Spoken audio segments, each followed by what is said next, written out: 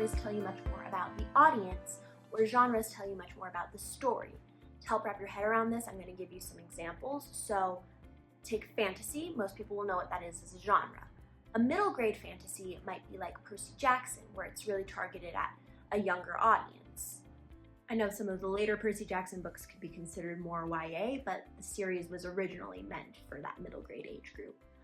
Some examples of YA fantasy could be like the Red Queen series by Victoria Aveyard, Six of Crows, where our themes are getting a little bit more mature and a little darker as our characters are getting a little older. What's new adult fantasy? Books like Throne of Glass and the ACOTAR series by Sarah J. Maas are actually new adult fantasy. A lot of them are marketed as YA, but think about it. The characters are 18 and 19 when these stories start.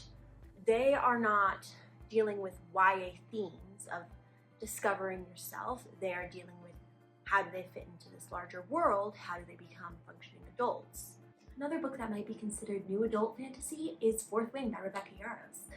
Violet is going to college in these books. It's the perfect example of it's a little more mature than YA, but the characters are dealing with new adult themes and it's really targeted at that age range of like 18 to 25-year-olds. My book, Felony and Fealty, is also a new adult book. Unlike the other books on this list, Felony and Fealty doesn't have any sex in it. It has barely any cursing. Otherwise, it could be considered YA, and I would argue it is appropriate for younger audiences. But in it, my main character is about 22. She's really not going through those YA self-discovery experiences. She's going through, my whole world has just changed, now how do I fit into it experiences. On adult fantasy, some classic examples are like Tolkien, but I would also argue that like Sarah J. Maas's Crescent City series is adult fantasy. Bryce has graduated college. She has her job when we start the series, so she's really moved on from that new adult target market into adult fantasy.